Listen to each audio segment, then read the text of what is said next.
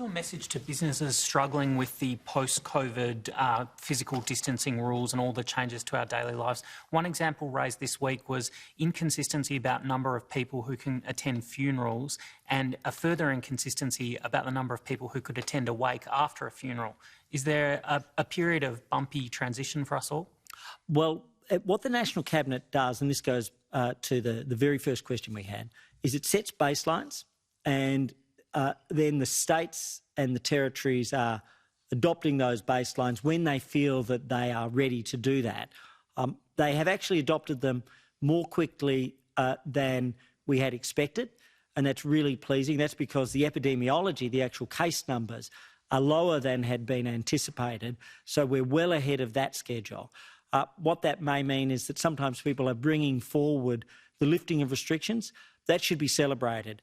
The Prime Minister is convening National Cabinet tomorrow. One of the things I'll be looking at is the speed and consistency of adoption of those baselines. But frankly, I've got to say the good work that Australians have done is yielding a health benefit, an economic benefit and a social benefit with an earlier release of those restrictions. Can I ask you, we've seen the Catholic Archdiocese in Sydney today say that there are double standards imposed when it comes to religious institutions in New South Wales being allowed 10 people, but bars and restaurants allowed 50. What is the National Cabinet medical advice that would make that difference allowable? And are religious groups being discriminated against here? So I apologise, I haven't heard or seen those comments today.